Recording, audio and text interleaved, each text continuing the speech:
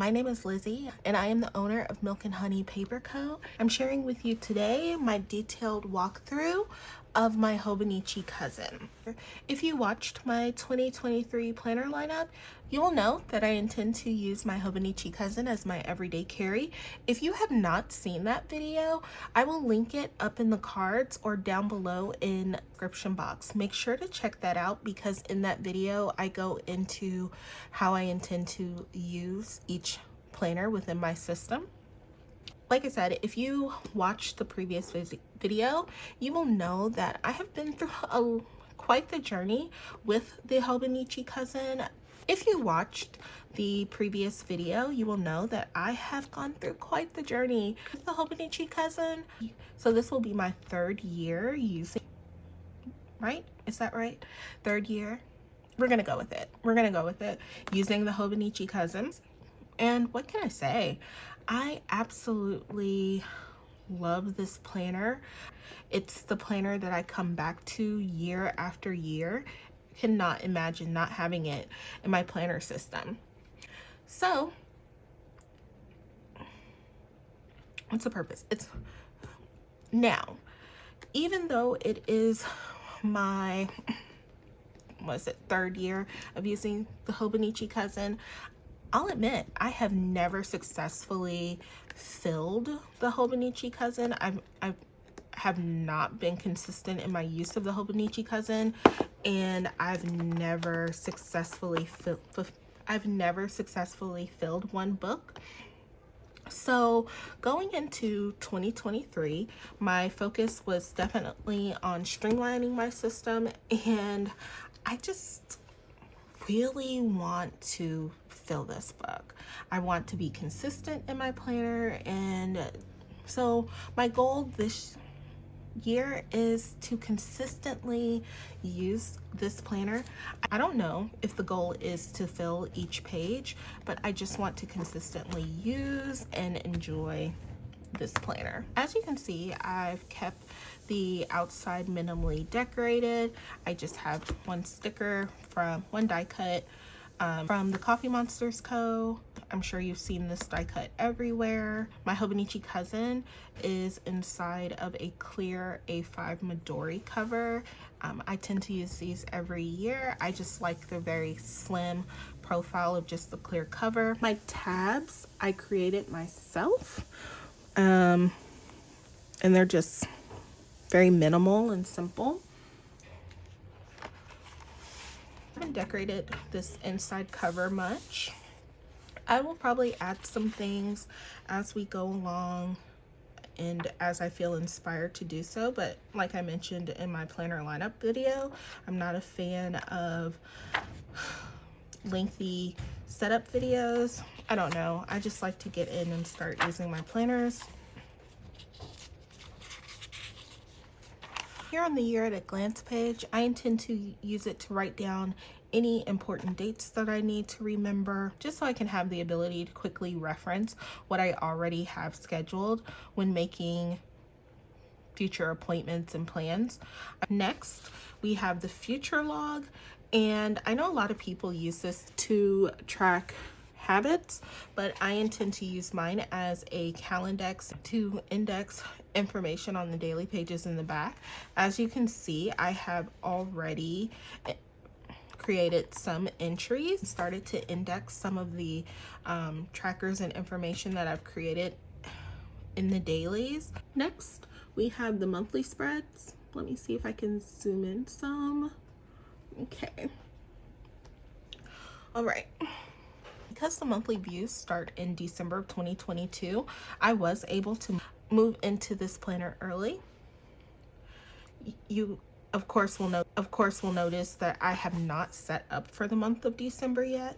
It's because I was waiting to film this video.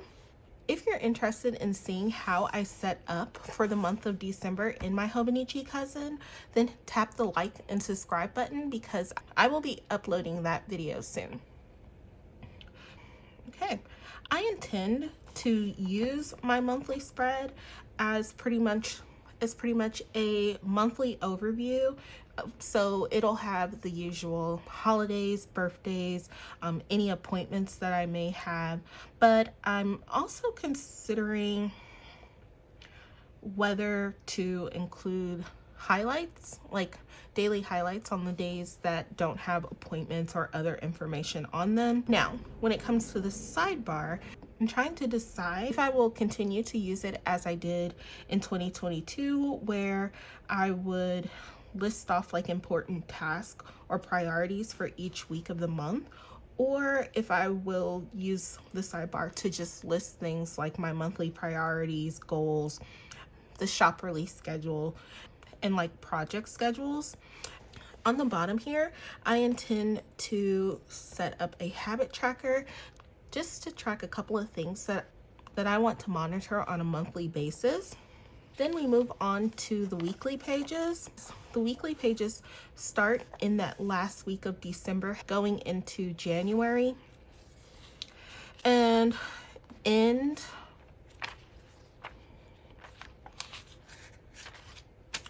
on that very last week of December, which just so happens to end on a Sunday.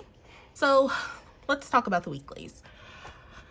This year, 2022, this year and every year before, I've really struggled in finding my groove with the weekly pages, but I have tested a couple of layouts that I think will work for me. And so pretty much this will hold my plan / schedule time block for the week. And so after the weekly pages and before heading into the daily pages, the Hobonichi Cousin has 2 blank grid pages. I will be using the 2 blank grid pages as a place to break down my goals. I will be doing a full walkthrough of my goal setting system and how I'm intending to set goals for this year.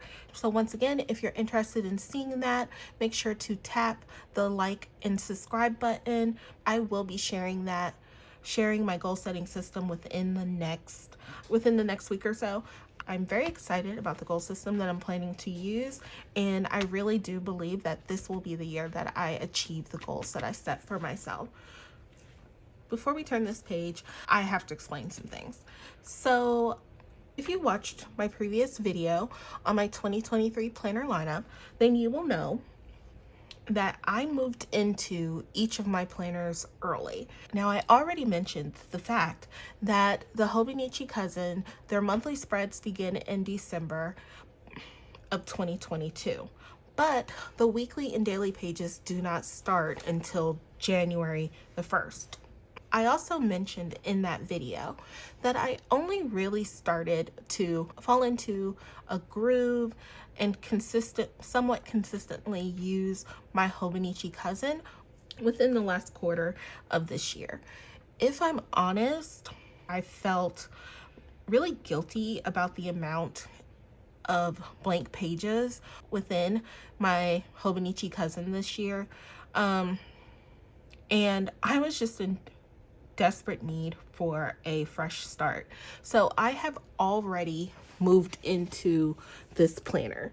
I did that by gently and carefully removing the last couple of pages of November and all of the dailies for December from my 2022 Hobonichi Cousin, and then I tipped them into my 2023 Hobonichi Cousin before the January pages started. So I have the last couple of days of November and all of the days of December of 2022 in my 2023 Hobonichi Cousin, and I love it. It's allowed me to start my 2023 Hobonichi Cousin and to really start to figure out how I want to use certain pages and do certain things.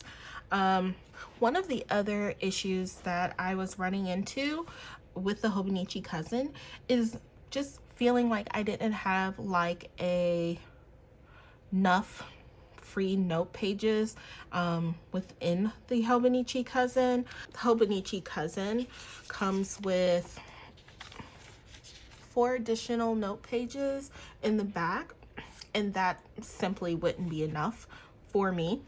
In order to get more notes pages, I removed some of the unused daily pages from my 2022 Hobonichi Cousin, and I tipped them in to the back behind the notes pages.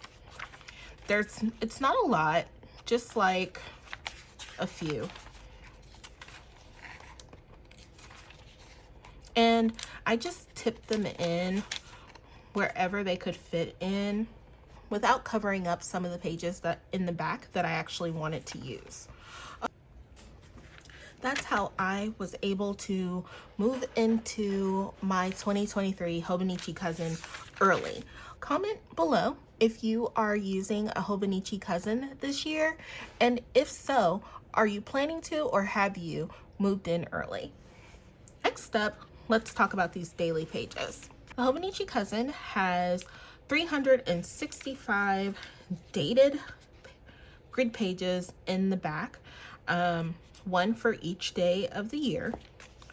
The daily pages are both my favorite and most anxiety-inducing part of the Hobonichi Cousin.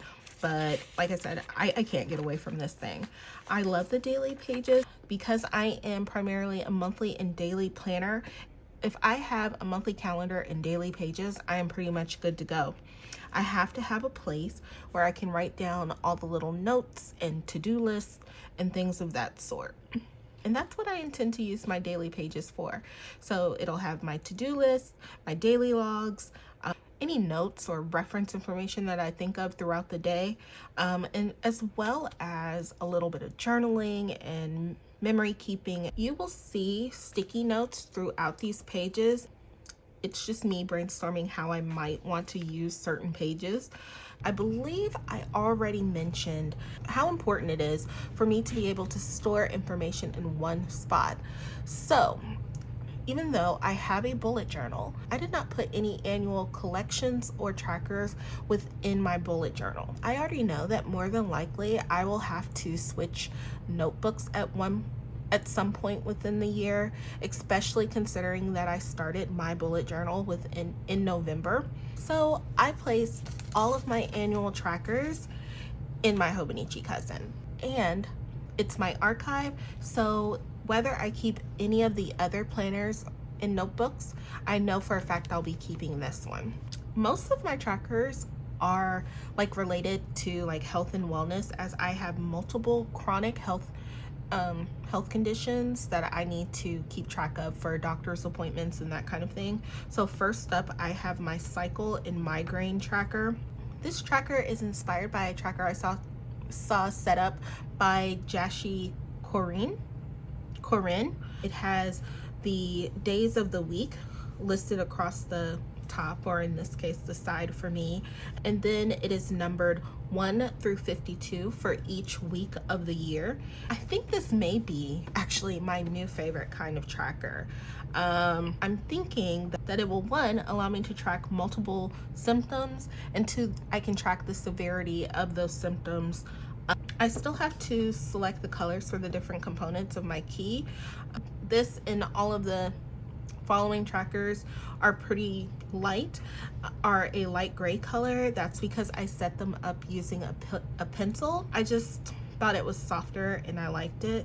I numbered the tracker using a Muji gel pen in a 0.38. And then I wrote in the headers and the days of the week with a Tombow mono drawing pen. Let me zoom in. Next, I have a symptom log. It's set up exactly like my cycle and migraine tracker. on the previous page, using the Tombow mono drawing pen for the headers, my Muji gel pen for the numbers. I just realized that I forgot to write in the date, the days of the week.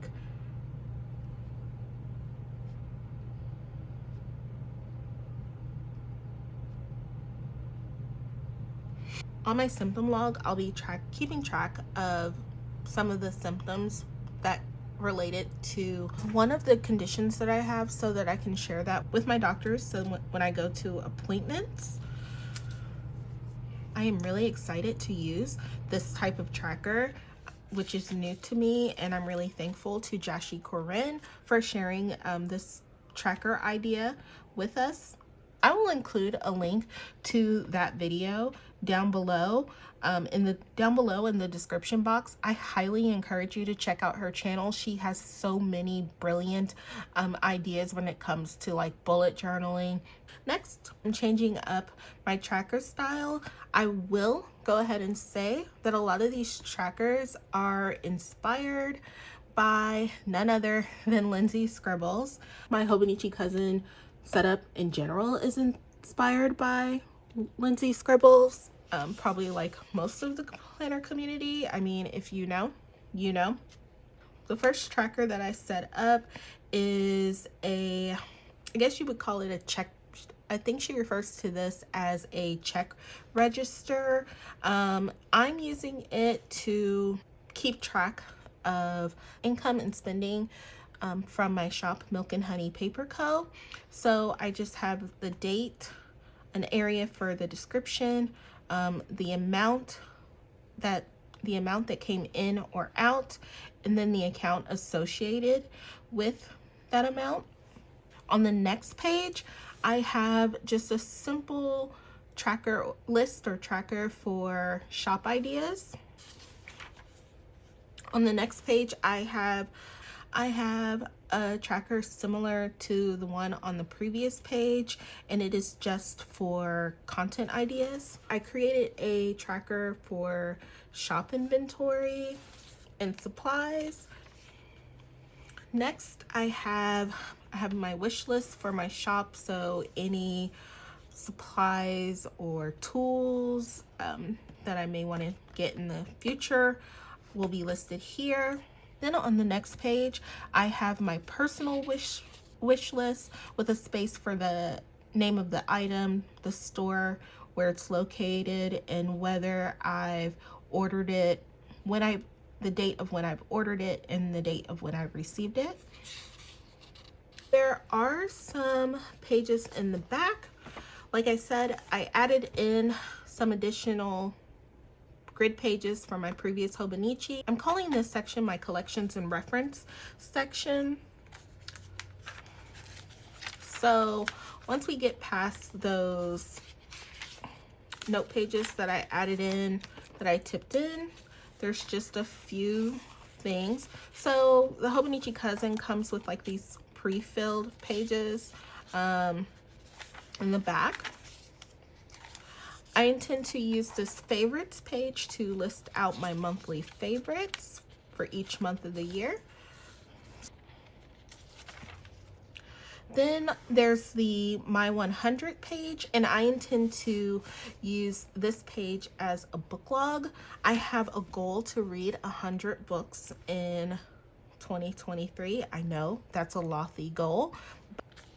I love to read, and so I'm going to give it my best shot. And then there's a few more of those pre-filled pages and the notes pages that I tipped in to this page that has a box for each month of the year.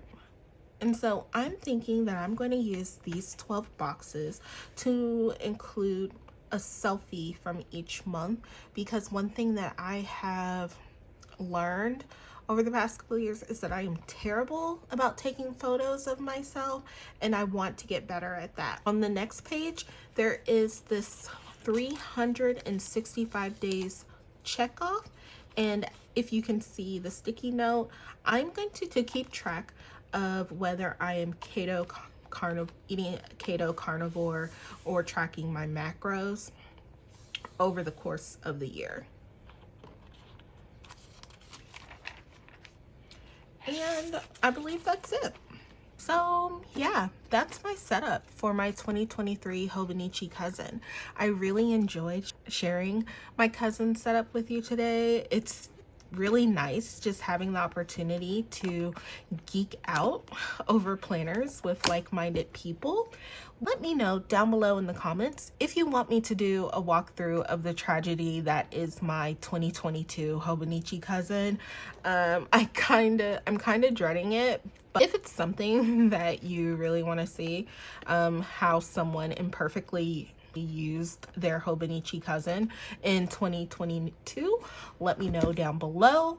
Don't forget to like, comment, and subscribe if this type of content is your vibe. And I will see you soon with more planner content. Thanks for spending this time with me in my little corner of YouTube. I can't thank you enough, and I'll talk to you soon. Bye-bye.